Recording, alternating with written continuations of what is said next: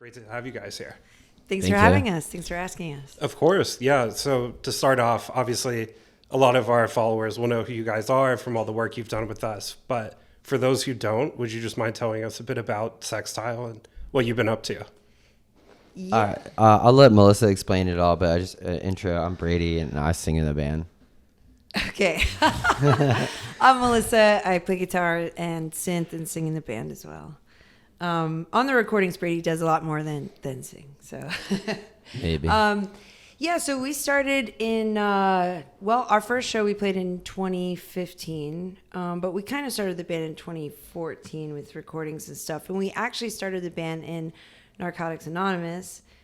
So we have a lot of history, especially as well as like recovering drug addicts within this world. And of course, I mean, at this point, overdose affects everybody, people that are not even drug users, because it's happening so often. So, yeah, the band started in 2014. We took a little bit of a hiatus in 2018, and then our old bandmate Eddie Wuebben passed away in 2019, which actually reunited us because it sort of put us in a place of like gratitude to work on the project again.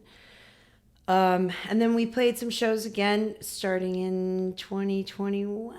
Is that correct? And then we just put out our third full length 6 months ago in September, Push, which was quite a different jump in genre wise and changes in Sextile. And I just feel like there's music wise, it's very different from the first record we made, which came out of living in sober living and all of us coming out of like recent drug addiction, probably having about 6 months sober at the time of creating it. That first record is quite dark, whereas this one's a little more like hopeful and futuristic and colorful, I would say, right? Yeah. Yeah. Yeah, no, I mean, I know you guys took a very stylistic jump on this one. We had the chance to talk outside of End Overdose for an interview, and it was cool to kind of hear the progression of how you've got to here. But first off, how are you feeling now that Push is out? And I know you had the EU tour and the US tour as well. So how are you feeling now that maybe things are slowing down a bit after that onslaught? Well, yeah, we've had like a little bit of a break, about a month, but actually things are still like the rest of the year. From starting in April, we start touring again nonstop, and it goes on until it appears the end of August for a while. So I think we have part of July off. So with the record cycle, it usually takes about like, I was talking to Eric Erlandson from Hole last night about this, and he was talking about like with Hole, they would tour for like 3 years on a record. I mean, that's also in the 90s, but yeah. So, I mean, it's, I guess like we got a break because of Christmas, and then January's been sort of chill, and we've just sort of been making new music and planning sort of what we're doing now. So, but yeah, I'm really proud of Push. I think it's a great record. I feel like Brady and I are always so pumped to keep working on stuff. So it's funny because we kept asking our label, like, oh, do we need to put out a single before this tour in April? Do we need to do this and that? And then after that conversation, I just realized like Push only came out 6 months ago. But to me, it had already been out for like a year in my brain because I have no concept of time, I guess. Yeah. Yeah. It feels like it's been out for a long time.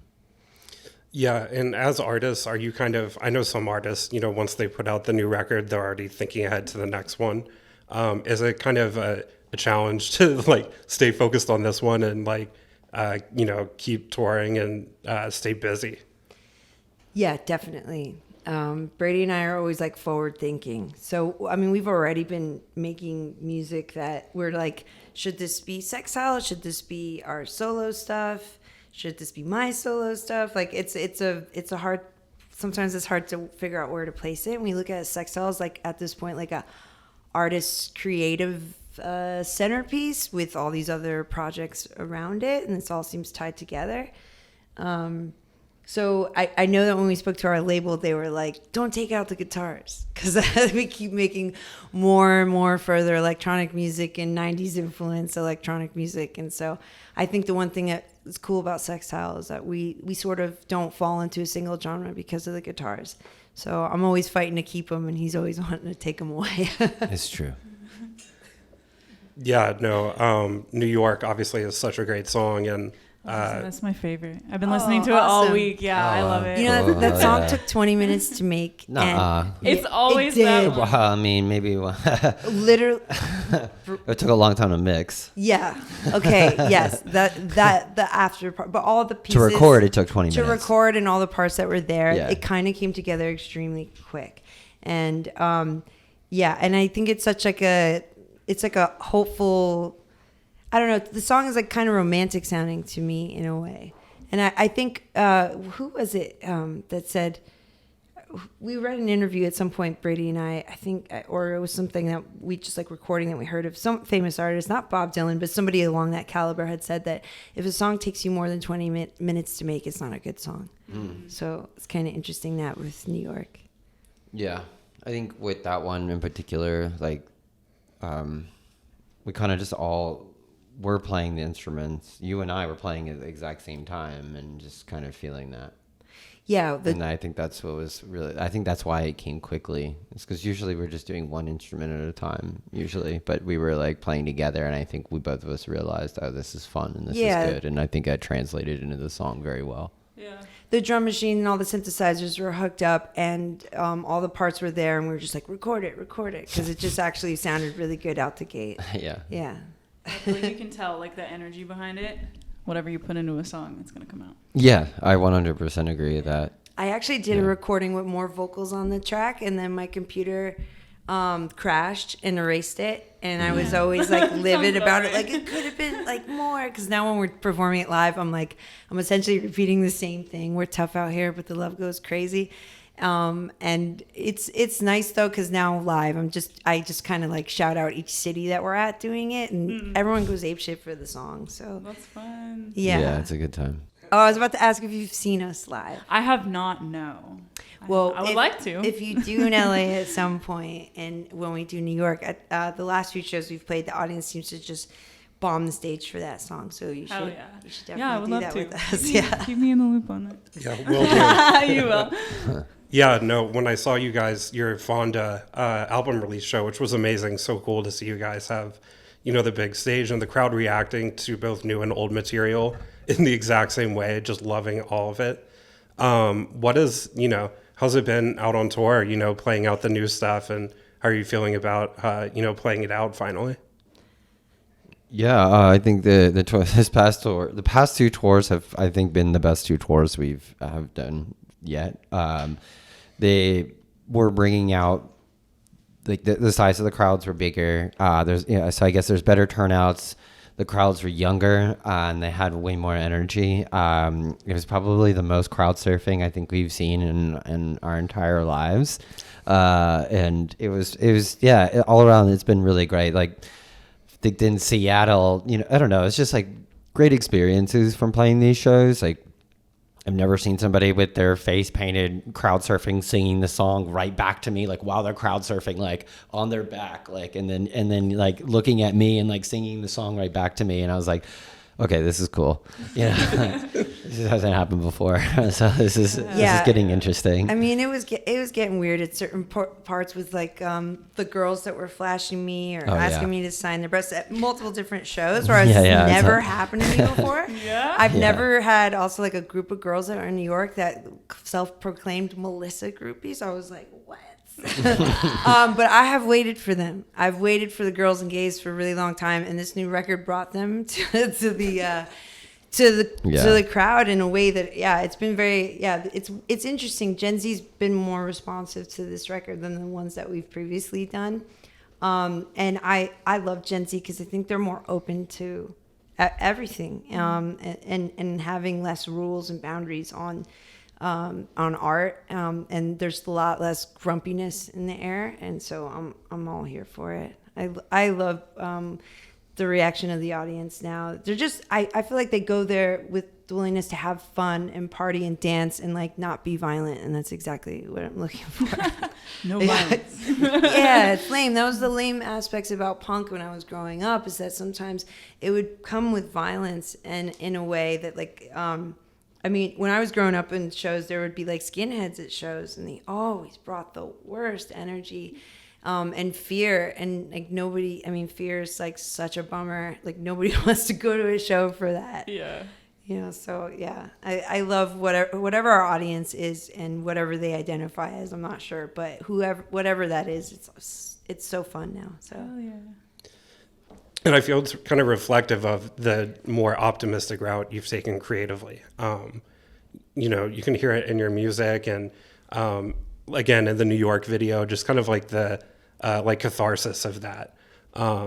So also we have our resident Gen Z, Hi. who can speak to that. But yeah, so speaking of shows, the first time, well, we met you guys when we did that interview. The second time we met was the show with Restless Nights. And I will never forget that because of how crazy it was. Because there was a miscommunication there on, I think, an hour of when you were supposed to go on. yeah, totally. And I rushed there, and then one of your homies that works here, what is his name? Tyler? I can't remember. Theo, yeah. Theo. yeah. I remember it was a T name. My bad.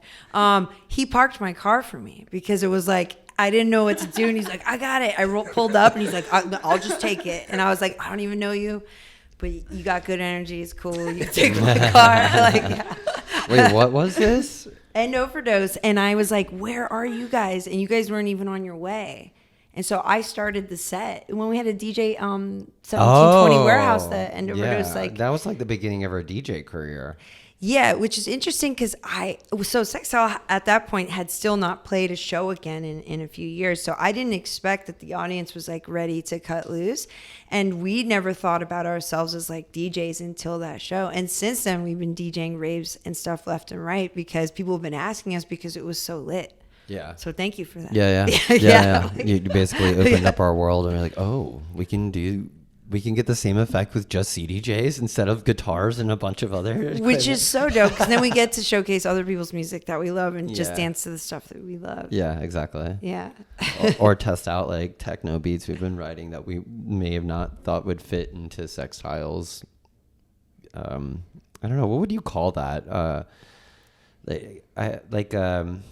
You know, when a movie or like a story has like a canon and like something can fit in that canon, like what do you call like that for like music and for an artist, like, because I wouldn't say like, oh, it just doesn't fit in Sextile's genre really, right? But and I wouldn't say catalog is the right word either. There's got to be like another word for it that I'm not thinking. I mean, you guys I don't know what I'm know. talking about? You Yeah. used the word canon, so I Canon. guess Yeah, I feel we like know what you're canon. referring to. But Sextile universe. Yeah, I Peripheral? guess so. I don't know. I guess so. or no, peripheral's like on the side of or Yeah. something. Yeah. So I have no idea.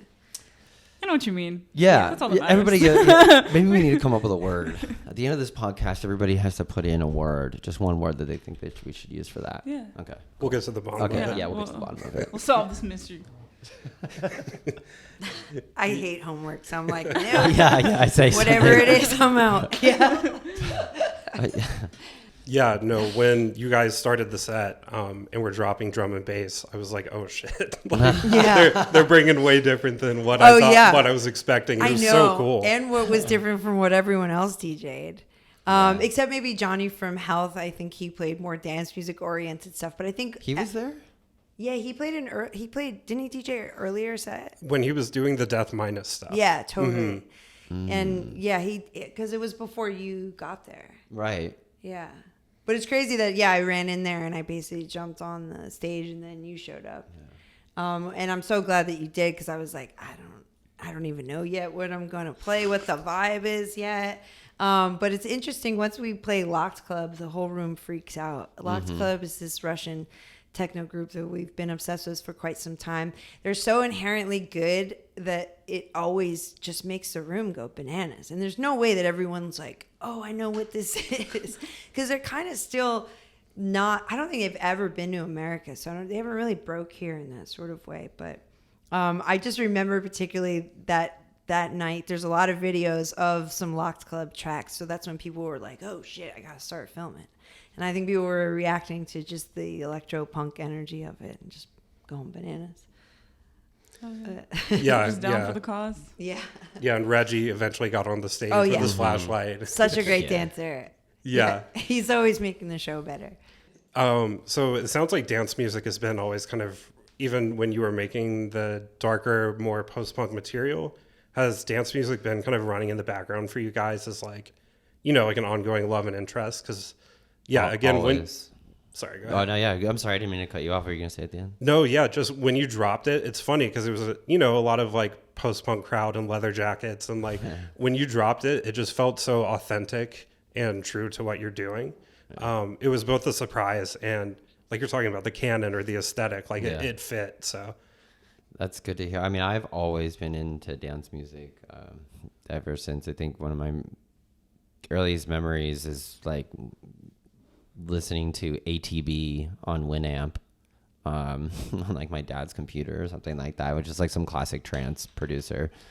And I was like really into trance and stuff as a kid, and then also Prodigy and kind of stuff like that. And walking into one of my first like festival experiences, I think I was in middle school, and I lived in DC, so we were going to HF Festival, and it was like, I think like the Offspring was like headlining, or like stuff like that, like it was like that time, or like maybe Green Day or something. But there was this outdoor tent areas where like all electronic music, and one of them I walk in and I never heard drum and bass before, but drum and bass is playing, and it was the most insane thing I've ever heard in my life. And it was this guy named Diesel Boy from Florida, which Melissa happens to know of. Yeah, of course, because I actually grew up in Florida where electronic music was huge in Miami, and when I was 15, some of the clubs that would let us go in, it was just purely drum and bass and jungle, and that's what everyone was playing all the time. My main interest was just to go and like, can I find ecstasy? But like but yeah, all that stuff was always around. But it's funny because Diesel Boy, that DJ, came to our show in New York. What? Yes, I told you, and he wanted to meet us, and we didn't spend any time to go meet him. What? He follows us on the gram if you want to message him. Are you kidding me? Yes, and we've had this conversation, but I remember, I remember, but now I'm just blown away again. Yeah, you Diesel should Boy, if message you're him. hearing this, I'm going to reach out. Yeah. Yeah. He lives in New York. Yeah. So next time we go there, if you want to hang with him. But it's funny because I felt like punk as a kid was definitely still more important to me than electronic music. But at some point, Depeche Mode touched me in a way that I like couldn't get over it. And it also kind of got me into darker sounding electronic music and post-punk and whatnot. But now when I listen to Depeche Mode and watch documentaries on Depeche Mode or any techno documentary about early Detroit techno, where it was created, it actually all comes from Depeche Mode. So in a way, everything is like connected in a musical tree. There's like, they always talk about that 6 degrees of Kevin Bacon. I really think with music, it's like a 3-degree thing, because everything is sort of influential to each other. And in so many ways, you can even say that the Velvet Underground is directly related to everything, right? Because they have this way that they really started with like punk ethos in certain ways, or do it yourself, even without talent kind of thing, in which that seeps into every genre of music at this point, and anyone that's at home making music on a laptop. Like, I think it's kind of all connected. So in a way, yeah, electronic music has always been an underlying thing, but I definitely think more than ever now we are actively seeking out electronic music in a way that we probably didn't a few years ago, because there was a point where we were like looking for more like bands. But I think with guitar music, I definitely understand why at some point in the 90s everyone was making electronic music, and why it continues today, and why modern rock's not on the radio. It's because I think you run out of things to do on a guitar. Where I think with electronic music and computers, I mean, it's endless. It's always growing on what you could do with it. Yeah, no, you're making me think of, I remember when I was in high school, dubstep was just becoming a thing, and all the metal kids got into dubstep because it kind of had the same aesthetic qualities, even though different instruments, like, it was heavy. Mm-hmm. And it's just funny to watch how, I mean, even Skrillex was, in from first to last before he started making dubstep. Yeah. Like, you can, again, the family tree, like, is very much there. It's all connected. We watched this documentary on early dubstep. I wish I could remember the name of it because it was actually quite good. But there were some people involved with it. Like, Brady actually was making dubstep when he was super young. and someone put it on Spotify, It was like, which is interesting. when was that? That was like 2007. I was like, yeah, somewhere around then. Like way before it blew up and Skrillex took it over and destroyed it. But it was like, Yeah, in this documentary that we're talking about, everyone is kind of hating on Skrillex. Really? yeah. I mean, he's kind of cartoonish. I get it. I saw him perform last Coachella. He's a and, hardworking guy. No offense to him. Like, Yeah, mad props to I him res- as a, I also yeah. respect anyone that is trying to create art and put it into this world because it's a positive thing to give Yeah. to the world. Yeah. And art saves lives, and especially music. So, yeah. But it's okay to poke fun. Always. It's all art. Yeah. Subjective. My opinion is not better than somebody else's. It just is an opinion. So, Totally. yeah. Totally.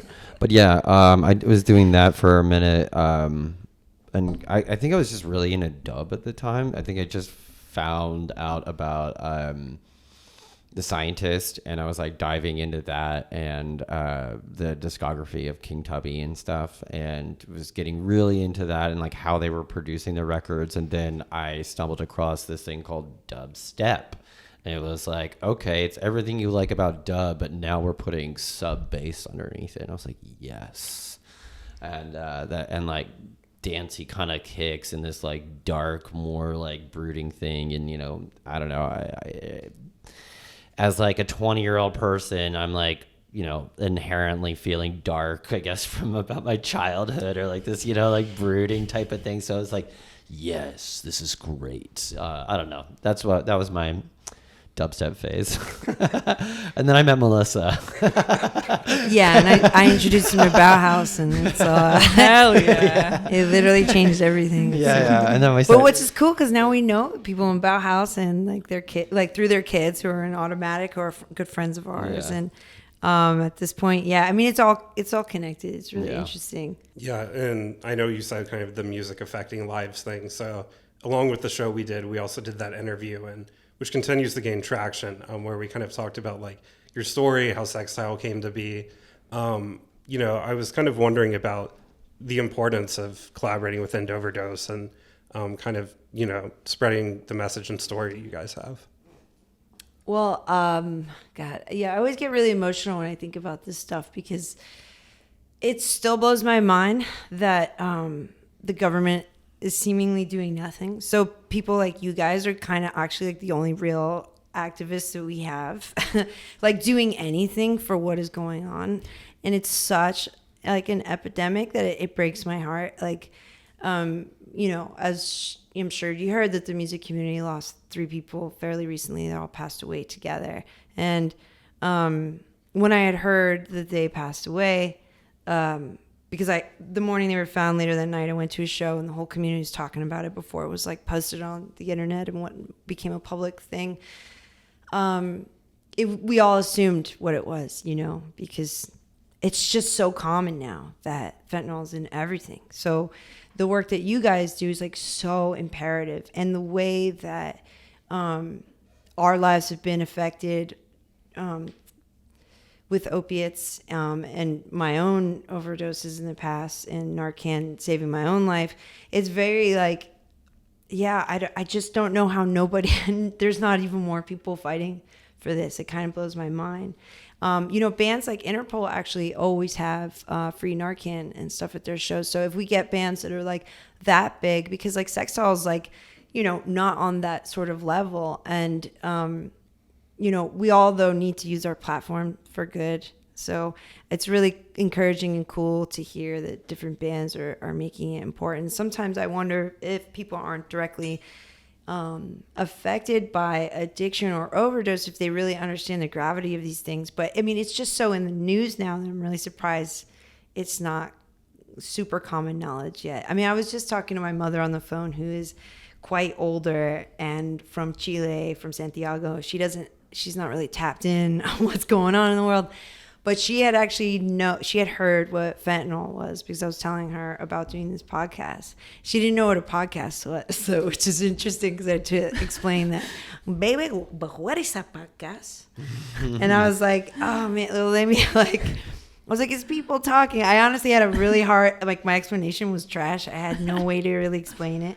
But yeah, it was interesting to explain her what fentanyl was and what Narcan was. But she had heard of fentanyl, which was kind of a good sign to me that it had made major news, at least to this point, that my mom, who would only pay attention to some major news outlet in Florida, would hear about it. But it still definitely needs to be widely more known of what is going on, because I just feel like it's getting worse. I mean, you guys know the specific numbers, but... Yeah. Yeah, it's pretty crazy. Like 18 to 35, it's the number one cause of death is overdoses. It's insane. Which is like crazy. that statistic. I feel like crazy saying that every time I say it. It's just, yeah, it's mind blowing. And what year did that start, like this becoming the thing? I'm not sure on the exact year. You're the statistics guy. Yeah. Well, I'm not going to lie. Like, I haven't used since 2014. But honestly, when I was younger, I would hear, you know, because I was in my addiction for over a decade. And I had a very expensive habit. And I would hear how strong this thing fentanyl was. And we would look for it. And we couldn't find it. I didn't know it was like essentially a serial killer, and it was going to become that, and I would have such resentment towards it later in life. But it's so wild to me of like, when did the switch over happen? Like, I'm so grateful that I'm not living that life anymore, because I don't think I would be here talking right now because of everything going on. There's like not a real safe way for anyone to do drugs. You know, we did this abortion benefit at the Lodge Room the day after we had all found out that our friends had passed away. And this was recently. And my buddy Adam from this band Choir Boy, we were, you guys had packets of Narcan and stuff there. And there was some backstage and everyone was leaving. I was like, hey, everyone take this shit. Like, wait, y'all not going to take it? Because if no one wants it, I'm going to take it home and give it to somebody else. Like, I'm going to, you know.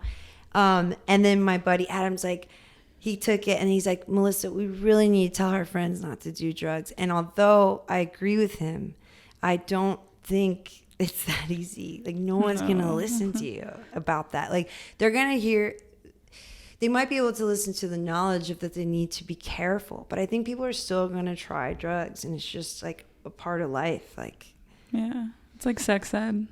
Yeah. It's like, you can't be like, don't do it. I know. Well, it's just like how to do it safe. Yeah, exactly. Totally. I feel like, I mean, fentanyl's been around for a hot ass minute. Yeah. But I feel like it didn't get in everything. For me personally, I didn't really hear about people like accidentally ODing and dying on it until like around like, I don't know, like 2016, 2017. But that's just me personally, like within my own like friend group in life.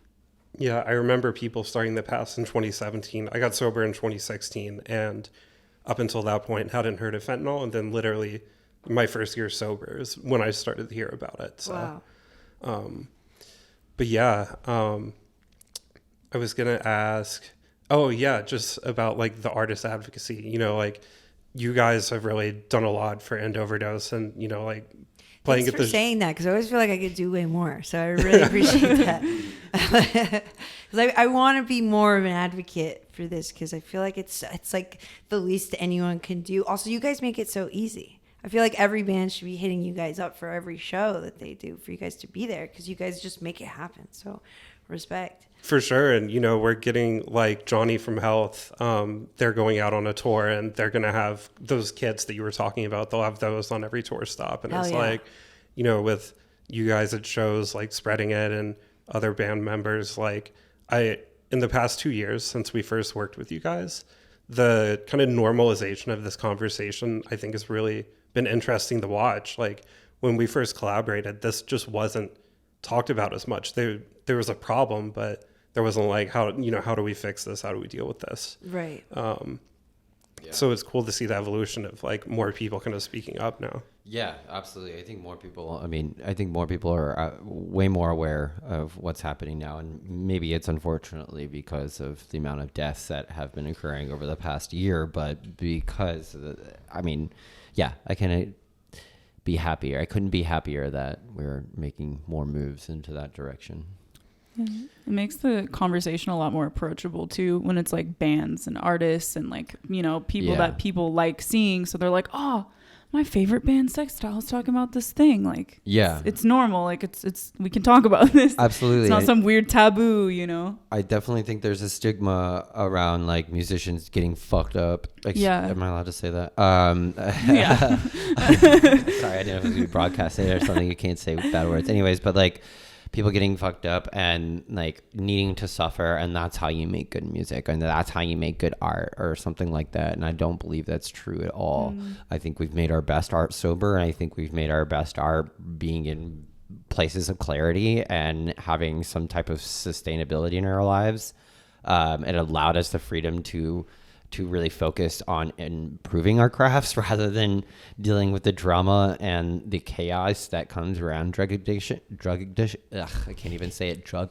Addiction. Thank you. I don't know why I had such a hard time saying that. Yeah, I mean, drugs do not make your art better. I used to think that it was necessary to tap into something by doing drugs, but I mean, God, I was so wrong. The romanticization, though, with older and elder rock stars like Keith Richards and Lou Reed, and I loved all those people, especially Lou Reed. I wanted to know what he was talking about. I'm like, black leather and drugs and Andy Warhol, like, let's run it. You know, I wanted to know, but now in retrospect, that shit is so tired. And I just feel like people just can really shine without any of this shit. And there's way other ways to tap into weirder parts of yourself. I don't know. I used to, even when I just had this conversation last night when we were talking about, someone was saying that they are going to play their first show in this new project, and they were really nervous like doing it sober. And I remember the first show we played at Sextile was the first time that I had played sober ever. And I used to do heroin before I performed. So I just couldn't even wrap my head around, like, no alcohol, like nothing. Like, what am I going to do? And I was really stiff because I had not emotionally evolved to be comfortable in my own skin. And obviously with time and age and whatever, I don't give a fuck anymore. I'm freer than ever up there. And I think I'm better than ever. I look at footage of us early on and my insecurities really showed because I think drugs like stunted my emotional growth as myself as a person, and now I just feel more free. And I think freedom is such a cool thing to fight for. And when drugs don't make you free, they're not cool. Like nothing. Like that's like an abusive relationship. It's like what? 100%. Drug jail is what we used to call it. Yeah, I was in drug jail for a long time. Drug jail for a little while. So lame. Yeah. And, yeah. There was another point I had, but it's escaping me now, so I'll let it pass. I definitely have heard that, though, from a lot of people, like, in the music industry. Like, let that go. Like, to me personally, like, because I make music, and so, like, I've had a lot of mentors and people be like, you don't need to be sad and, like, fucked up to make stuff. Because I'm like, well, I'm happy now. Like, what do I do? Like, I'm struggling to write because I don't know what to do because I'm happy. I'm not fucked up. And they're like, you will find it, trust me. Yeah Actually there. That was my point that I was going to bring up. Was like, it was like that life still happens, you know, and things are going to happen that emotionally will affect you in your human experience, and you will want to write about those whether you're fucked up or not. But they still happen. I mean, even touching to whatever emotion is there. I mean, sometimes I write songs about my cat just because I love her so much. And that's easy for me to do because I'm like, I look at her, I'm like, oh my God, she's so beautiful. It's psychedelic. Like, I can't believe this is real. I'm taking notes on this. Yeah. New York is about my love for New York. So it's interesting. I don't know. You just tap into it different ways. I wanted to give an ode to New York because I felt like I left her in such a shitty way. Like I didn't respect her because of my drug addiction. So New York is like putting a cap on it for me. And going back and making that video that we were talking about earlier, it was a way to bring the romance back to New York for me rather than like, because the way I left her was very like dramatic, you know? It's basically like rushed out of there because I was like essentially dying over there, you know? So it's nice to go back and be like, yeah, like give a thank you to her for what she did give me. Because New York is a wonderful city. And so is Los Angeles. But if you see any place in any perspective, especially from one of being in drug jail, it's trash. Yeah. Yeah, I remember in that interview we did last year talking about how like your cat has never seen you hire use, and I was like, same with me. Like my cat is Knows you as a good man. Yeah. It's so funny that I have already brought up my cat before. I gotta give Doe her time because she's giving me such a wonderful life. Yeah. What do you feel? I know you said you feel like you should be doing more. In reality, you do so much, but you know, how do you see kind of the future of artists getting involved in, you know, kind of this overdose response and prevention message and kind of that movement? How we see ourselves getting involved in the future? Yeah, and just artists in general. Oh, well, this is then a great question for me to ask you. So we have a tour coming up in April. It says End Overdose provide like kits for us to give out on tour, or is there like state regulations that become an issue for stuff like this? Because you mentioned health is doing this. Yeah, so it's pretty interesting. Like, in I believe it's 10 states, fentanyl test strips are still paraphernalia. Oh my God. So the government sucks. Yeah. Jesus. Of the thing that can save your life is yeah, illegal. let's do that. What a bunch of pricks. But yeah, we do. Like, we'll, you know, give artists X amount of packs of naloxone and test strips for the states those are legal. And like, you know, we have 30 chapters now since we last talked to you guys. So we're all over the U.S. We're in a ton of different states. And wow, incredible. yeah. So if we wanted to do this for our April tour, which is such a bummer because it's through the Southeast, and I got to say those states are pretty rough with their rules. I mean, Texas, I'm sure, is that a state where the fentanyl test strip is considered? I believe so. Yeah. Classic tale. Yeah. God, they're really just running something else over there. But and then what about Florida? That's a good question. I'm not sure about Florida. We're running through so many red states that that's why I'm like, oh God, is it even going to be okay? But I would love for us to figure that out with you some way, because this is great that you guys are. Just also knowing that there's different chapters in different locations makes it a lot easier with something like this and like traveling. Totally. Yeah. I mean, we can send you guys like on tour with Narcan from us. And in any city you're in where we have a chapter, we can have volunteers pull up and, you know, train the audience awesome. at a little booth like we did at your LA show. Okay, sick. So, yeah. Yeah. That would be awesome. We'll definitely make it happen. Yeah. Yeah. If any artists are interested in helping, I'd say they should reach out to you if they want to spread that message. You know, Endoverdose.net. Yeah. Get it while it lasts. No.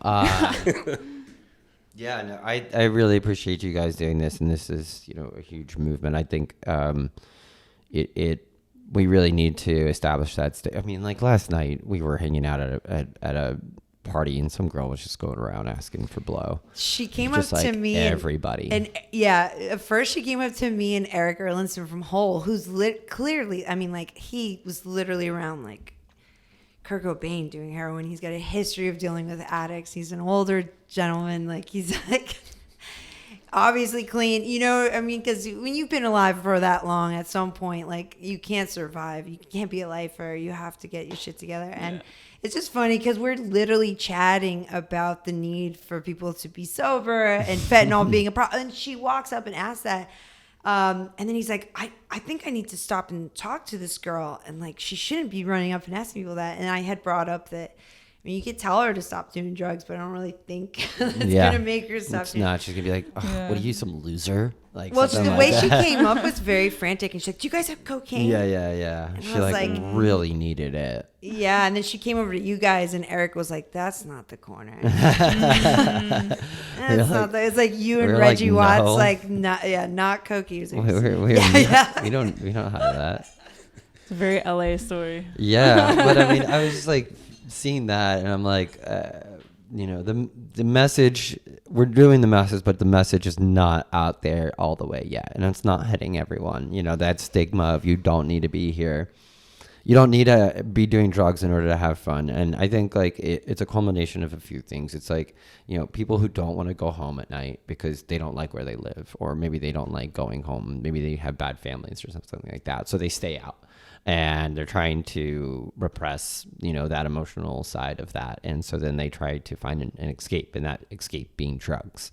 I think the true escape is more community based and community effectively like working with each other, like how we experienced AA almost, and like communities like working together to try to heal as a group and heal that person is like talking about your problems with a community, and that can maybe hopefully stem out of that. But I don't know, that stigma and everything combined with End Overdose, I think is really like what I think the effective message and pushing and like that narrative that we need to be applying to people who are music fans and are fans of music and want to go to the shows. I just said the same thing twice, but yeah.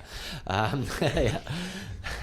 You know, like the just say no messaging, like you're talking about the girl coming up asking for cocaine is probably not going to be receptive to the message on the spot. But yeah. And you No, know, I but- do think sorry, go ahead. Oh, no, I'm interrupting you. You finish. Yeah, I just, you know, like as a sober person myself, I appreciate End Overdose being kind of neutral on drugs. It's just, hey, we're here to keep you safe. Yeah. We're not telling you to use drugs. We're not telling you not to use drugs. We're just saying, hey, this is a problem happening right now.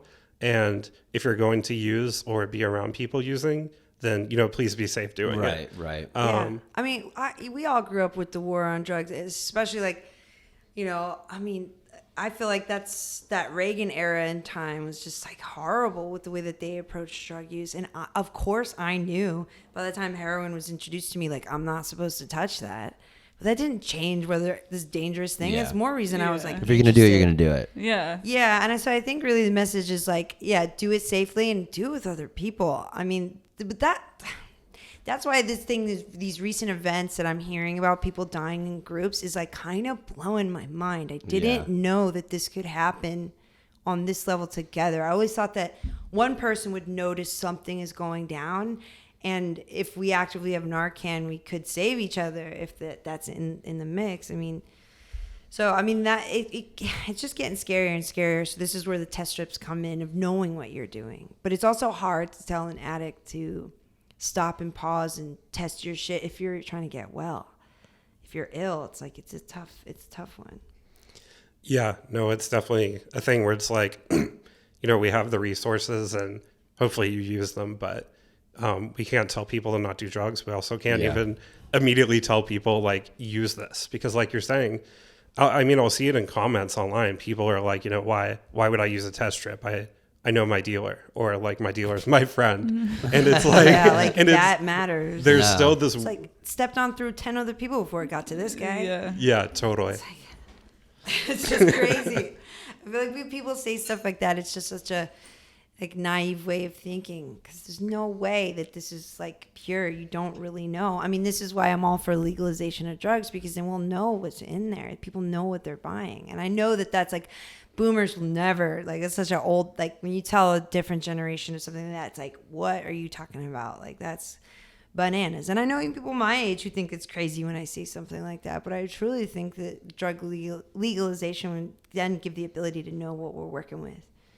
Because like whoever started putting fentanyl on everything, I mean, clearly dealers are doing it because it's such a strong drug in such a small amount that creates a euphoric sensation. So there's a way to sell shittier drugs this way.